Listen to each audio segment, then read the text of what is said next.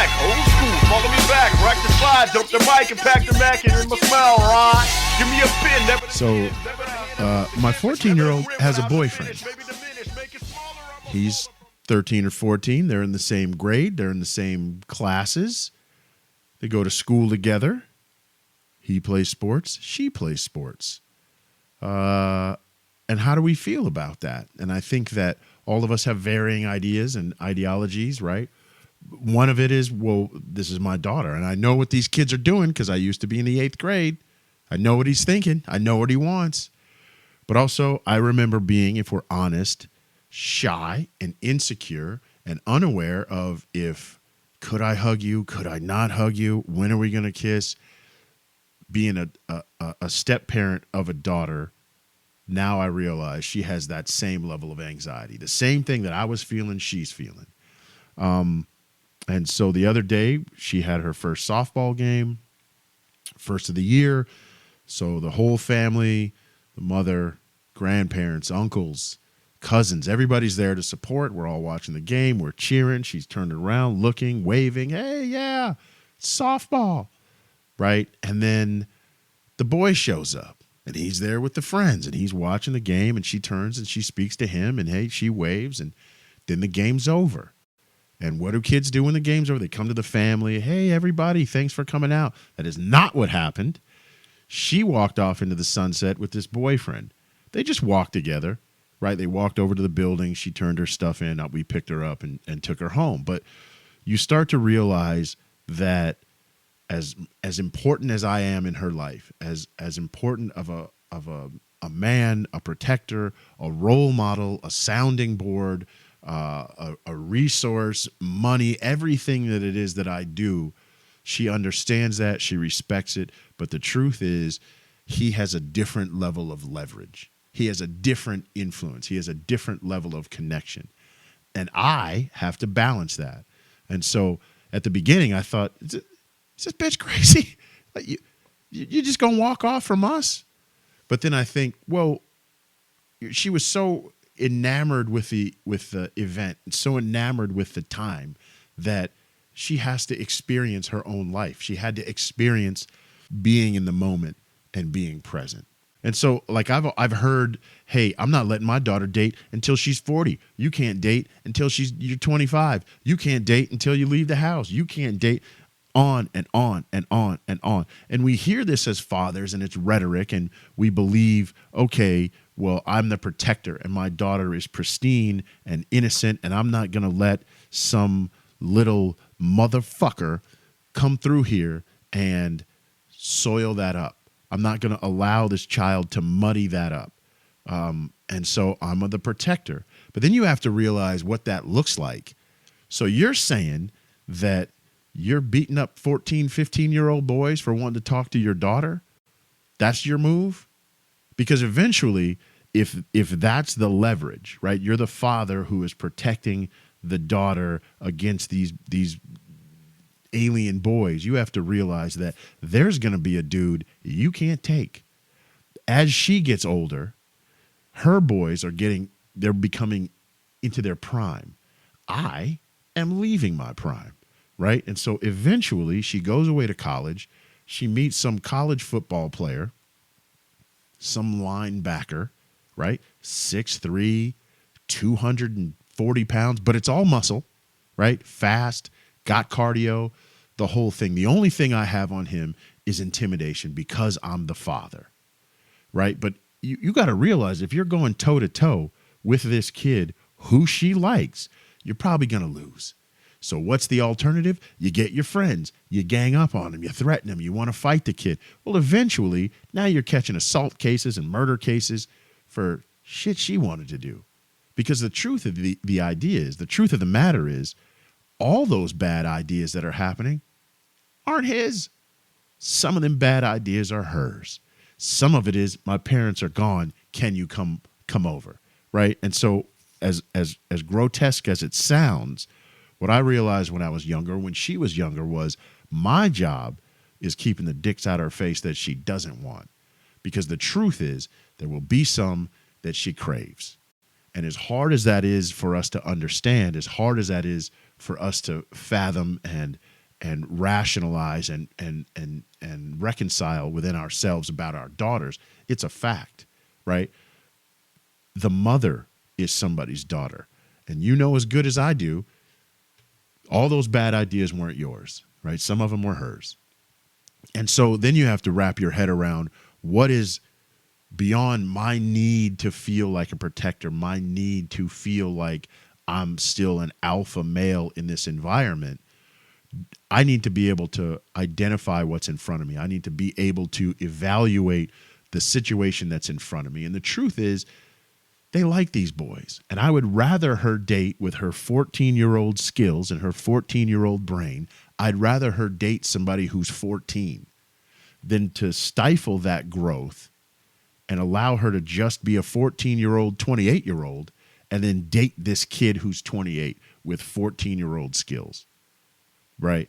Then you're setting your daughter up for a problem, because if you think she can't fight off somebody 14 when she's 14, I don't know how you think she's going to fight off somebody 30 when she only has 14-year-old skills. They don't just develop the skills because they have birthdays.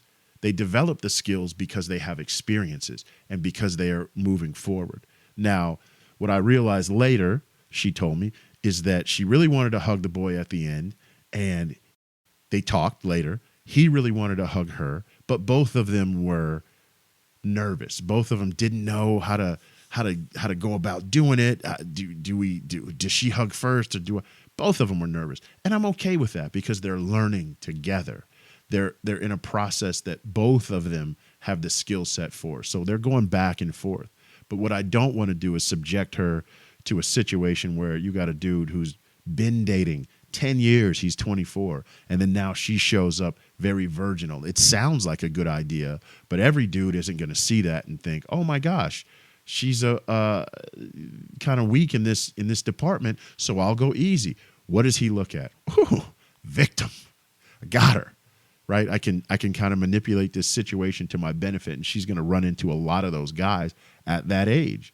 And so, yes, I would rather her casually learn at the right pace on how to interact with these boys that she goes to school with. And obviously there's heartbreak, and obviously there are things that she tries that I do not want to know about. But if they're age appropriate, if she's hugging at 14 and that's the depth of it, that's age appropriate. That makes sense. Right. But like I say, if you haven't done anything and now you're 25 years old, well, the 25-year-old guy, typically he's going to want more than you're prepared to give. And now you have a problem because she doesn't have the skill set to navigate through that dating life. And so I know it sounds bad, and even for me, it's a hard concept to think through, but you gotta let them go. You have to let them go and make some mistakes, not horrible, lifelong, life-altering mistakes, but age-appropriate mistakes. They have to have the leeway to be able to learn by doing, and they learn by seeing and learn by experiencing. They have to have that if you want to have strong children who are transferring into adulthood. Because if you rob them of those experiences, they will not be able to become formidable adults, complete humans. They just won't. And you have to think, am I robbing you of this because it benefits me? It makes me feel safe. It makes me feel like a protector. It gives me that validation of I am father, hear me roar. Or am I doing it for their benefit? And that's an internal conference that you have to have daily, consistently when you're rearing these kids. Why am I doing the things that I'm doing for real? Because ultimately the idea behind I had children is to rear them and give them the best, most exclusive childhood that you can, not so that you can use them for social media gain or for social status or whatever the situation is. And if you haven't thought, am I ready to give this child what this child needs, then you're behind the eight ball, because that's got to be a question that you're asking consistently. It's got to be a question that you've asked on the way out to parenting. Hey, we're thinking about having kids. Well, are we in a situation that will benefit this child? Will they have the best of our ability, a childhood that we can be proud of, a childhood that will sort of remand them into a great adulthood? And that's the thing. Are we fostering these environments and these situations so that the child's adulthood is the success? Because they're going to be older a lot longer than they're younger, right? The younger is like the trial. It's let's get them prepared, but older is the product. And when your kid's a fucking fool, when they're older, anything could happen, but oftentimes you have to look at, well, what happened when they were younger? What are the issues? Like, we all carry issues into our adulthood from our parents. What you try to do is minimize the level of issue, right? The amount of issues and the severity of these issues. So think about it. So I'm 49. I got a buddy who's 49 we went to high school together. We grew up together the whole way out. And he's thinking about having kids with his lady. He's unemployed. She has a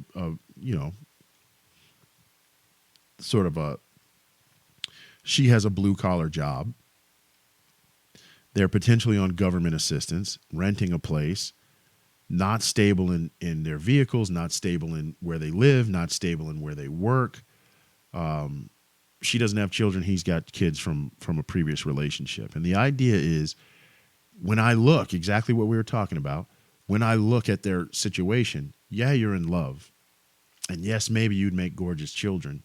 Maybe, but at 50, who knows? I mean, what type of genetic mishaps come with that? But have you thought all the way out, am I putting my child in a situation where they can thrive? Because that's what it's about. It's not about how much you love the kid or how much you want a kid or how much you want something. Am I putting this child in a situation where they can thrive throughout their life? They're going to come into this world already struggling, right? You already can't provide transportation. You already cannot provide food. You already cannot provide. You can't even guarantee that you will sort of dodge the genetic difficulties that come with elder parent pregnancies. So are you going to have a Down syndrome kid? Which is, the propensity is a lot higher the older we go, the older we get, for men and for women. And so what's that child's quality of life going to be later, after it's cute to have the kid, after you go through the pregnancy, after all that?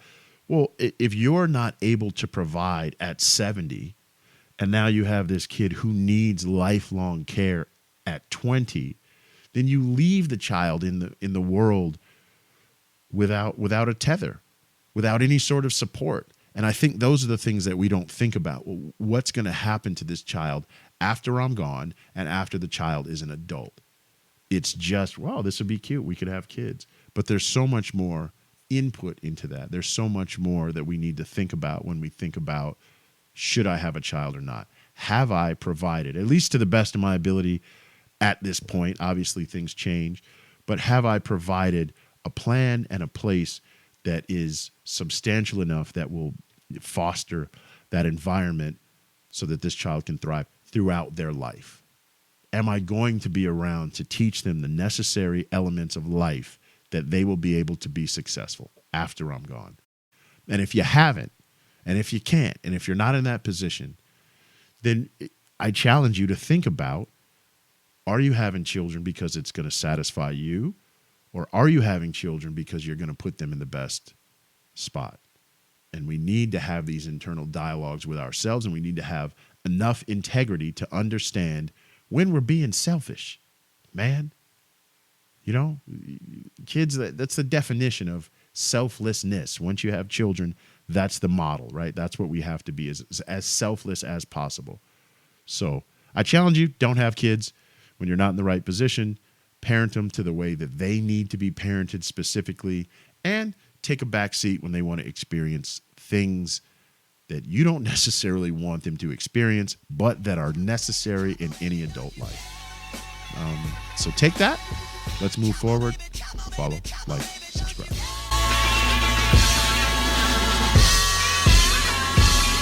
Remember the crew, whatever you do, I keep it close. Remember the clues, so when you're lost, you know what to do. Return to the spot and drop it from you.